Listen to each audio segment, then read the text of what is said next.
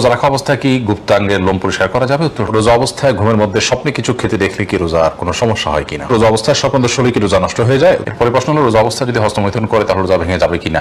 গোসল ফরজ অবস্থায় গোসল না করে কি সাহরি খাওয়া যাবে?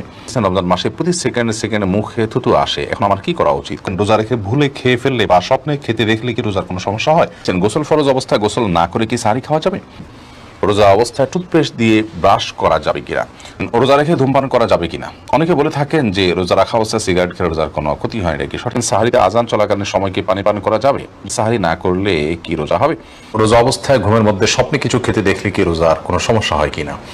রোজা অবস্থায় স্বপ্নে যদি আমরা কোনো কিছু খেতে দেখি তাতে আমাদের রোজার কোনো ক্ষতি হবে না। স্বপ্নে শুধু খেতে দেখা নয়, অন্য যাই দেখি না কেন, স্বপ্নে দেখা বিষয়গুলো যেহেতু বান্দার এখতিয়ারাধীন নয়, ইচ্ছাকৃত মানুষ স্বপ্নে দেখেন না সাধারণত, যার কারণে এটার কোনো দায় বান্দাকে বহন করতে হবে না। বিধায় রোজা অবস্থায় স্বপ্নে আমরা যাই দেখি না কেন তার জন্য আমার রোজা ভঙ্গ হবে না। এরপরে প্রশ্ন হলো, রোজা অবস্থায় স্বপ্নদোষ হলে কি রোজা নষ্ট হয়ে যায়? উত্তর হলো না, রোজা অবস্থায় স্বপ্নদোষ হলে রোজা ভঙ্গ হয় না। একটু আগে আমরা বলেছি স্বপ্নে যাই কিছু দেখুক মানুষ, তার জন্য বান্দাকে কোনো দায়বদ্ধতা বহন করতে হয় না। তবে স্বপ্নদোষের ফলে যদি বীর্যপাত হয়ে থাকে তার ফলে গোসল ফরজ ঠিকই হবে। এছাড়া স্বপ্নদোষের কারণে রোজা ভঙ্গ হবে না। এরপরে প্রশ্ন হলো, রোজা অবস্থা যদি হস্তমৈথুন করে তাহলে রোজা ভেঙে যাবে কিনা?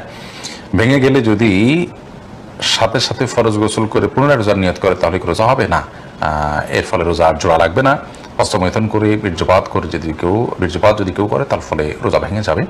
এই রোজা তাকে পরবর্তীতে রেখে দিতে হবে এবং এই রোজার ভাঙার ফলে তাকে কাফারাও আদায় করতে হবে। অর্থাৎ একটি রোজার কারণে তার একটা রোজা তো কাজা করতেই হবে, সাথে আরো 60টা রোজা টানা ধারাবাহিকভাবে বিরতিহীনভাবে রেখে দিতে হবে।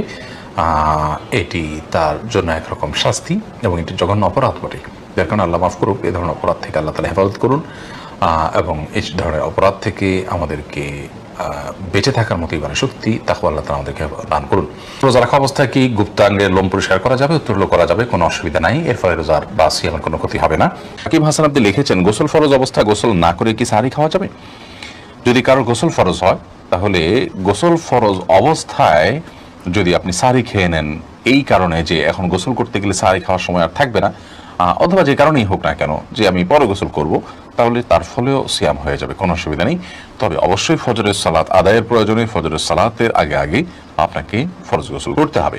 কিন্তু গোসল ফরজ হওয়া অবস্থায় অর্থাৎ শরীর অপবিত্র অবস্থায় যদি কেউ খাদ্য গ্রহণ করেন এবং সাহরি খেয়ে ফেলেন বা রোজা নিয়ত করেন তাতেও রোজা হয়ে যাবে, সাহরি হয়ে যাবে, কোনো অসুবিধা নেই। যদিও গোসল করে তারপরে খেতে পারলে সেটা উত্তম, তা বলাই বাহুল্য। তানজিনা লিজা আপনি জানতে চেয়েছেন, রমজান মাসে প্রতি সেকেন্ডে মুখে থুতু আসে, এখন আমার কি করা উচিত? কোনো অসুবিধা নেই। অনেকের খালি পেটে থাকলে থুতু আরো বেশি আসে, আবার ওই থুতুর কথা মনে যত বেশি করবেন তত বেশি আরো থুতু এসছে এটি আপনি জানতে পারবেন, আপনাকে অনেক বেশি পেরেশান করবে। এটি আপনি মাথায় নেওয়ার দরকার নেই। থুতু গিললে রোজার কোনো ক্ষতি হয় না। তবে থুতুকে একসাথে করে ইচ্ছাকৃতভাবে গেলার বদভ্যাস বা বাজে অভ্যাস যদি কারো থাকে সেটা মাকরু হবে, তাতেও রোজা ভঙ্গ হবে না। বিধায় এটা নিয়ে অরিড হওয়ার কোনো কারণ নেই। আপনি লিখেছেন, রোজা অবস্থায় টুথপেস্ট দিয়ে ব্রাশ করা যাবে কিনা?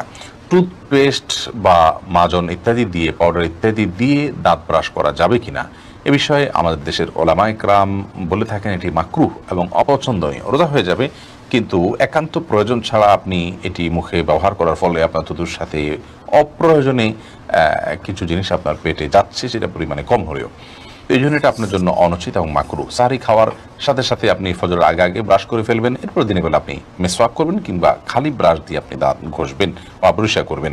যদিও সৌদি আরবের স্কলারগণ এবং ওলামায়ে কেরাম এটিকে মাকরুহ বলেন না, তারা এটাকে জায়েজ বলেন। কিন্তু মাকরুহ হওয়াটা, অপছন্দনীয় হওয়াটাই হলো অধিকতর যুক্তিযুক্ত, কারণ টুথপেস্ট এটি আমাদের থুতুর সাথে ভেতরে চলে যায়, হোক না সেটা পরিমাণে কম।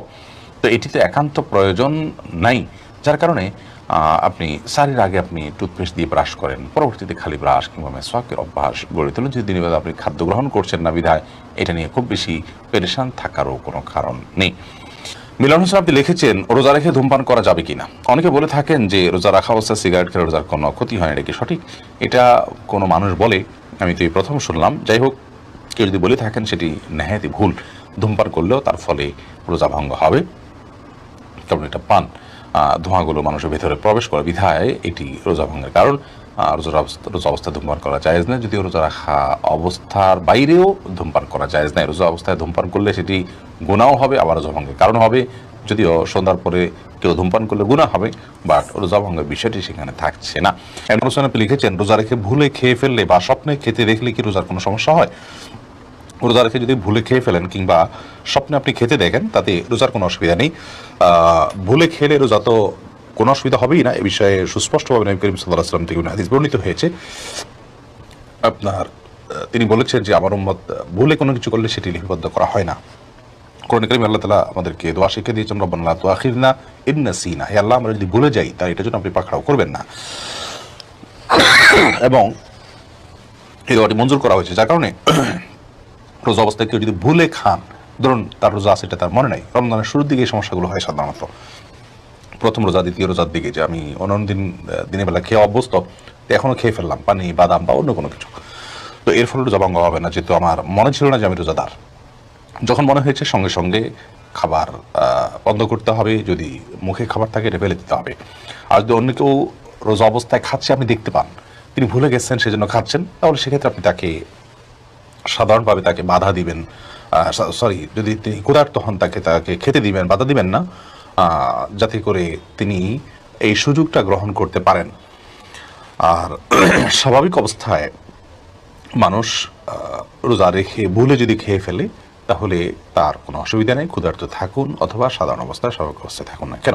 আর স্বপ্নে খেলে তো তাতে রোজার কোনো ক্ষতি হবেই না, সেটা বলাই বাহুল্য। সুলাইমান মাহমুদ আপনি লিখেছেন, সাহারিতে আজান চলাকালীন সময়কে পানি পান করা যাবে? জি না, আজান শুরু হওয়া মানে ফজর ওয়াক্তে শুরু হওয়া, তারপর আপনি খেতে পারবেন না। যদি আজানটা হয় আপনার তাহাজ্জুদের আজান, তাহলে সেক্ষেত্রে খেতে পারেন। শাহাবুদ্দিন শিকদার আপনি লিখেছেন, সাহারি না করলে কি রোজা হবে? সাহারি যদি আপনি না করেন তাতে রোজা হয়ে যাবে, আমি শুরুতে বলেছি। এমনি লাবিব তানভীর লিখেছেন, গীবত করলে কি রোজা হবে? রোজার স্ট্রাকচার হয়ে যাবে, অর্থাৎ বাহ্যিকভাবে রোজা হয়ে যাবে, কিন্তু অন্তর্নিহিত যে রোজা সেটি হবে না, অর্থাৎ রোজার প্রাণ ক্ষতিগ্রস্ত হবে, যার কারণে রোজার মান কমে যাবে, কোনো কোনো ক্ষেত্রে রোজা অর্থহীন হয়ে যেতে পারে। এই জন্য রোজা রেখে গীবত করা, অন্যান্য পাপের কাজ করা অনুচিত এবং রোজাতে বেঁচে থাকা উচিত। প্রিয় দর্শক, হাসান আপনি লিখেছেন, গোসল ফরজ অবস্থায় গোসল না করে কি সাহারি খাওয়া যাবে? যদি কারোর গোসল ফরজ হয়, তাহলে গোসল ফরজ অবস্থায় যদি আপনি সাহারি খেয়ে নেন এই কারণে যে এখন গোসল করতে গেলে সাহারি খাওয়ার সময় আর থাকবে না, অথবা যে কারণেই হোক না কেন যে আমি পরে গোসল করব, তাহলে তার ফলেও সিয়াম হয়ে যাবে, কোনো অসুবিধা নেই। তবে অবশ্যই ফজরের সালাত আদায়ের প্রয়োজনে ফজরের সালাতের আগে আগে আপনাকে ফরজ গোসল করতে হবে। কিন্তু গোসল ফরজ হওয়া অবস্থায়, অর্থাৎ শরীর অপবিত্র অবস্থায় যদি কেউ খাদ্য গ্রহণ করেন এবং সাহারি খেয়ে ফেলেন বা রোজা নিয়ত করেন, তাতেও রোজা হয়ে যাবে, সাহারি হয়ে যাবে, কোনো অসুবিধা নেই। যদিও গোসল করে তারপরে খেতে পারলে সেটা উত্তম, তা বলাই বাহুল্য। ফজরের সালাত আদায়ের প্রয়োজনে ফজরের সালাতের আগে আগে আপনাকে ফরজ গোসল করতে হবে। কিন্তু গোসল ফরজ হওয়া অবস্থায়, অর্থাৎ শরীর অপবিত্র অবস্থায় যদি কেউ খাদ্য গ্রহণ করেন এবং সাহারি খেয়ে ফেলেন বা রোজা নিয়ত করেন, তাতেও রোজা হয়ে যাবে, সাহারি হয়ে যাবে, কোনো অসুবিধা নেই। যদিও গোসল করে তারপরে খেতে পারলে সেটা উত্তম, তা বলাই বাহুল্য।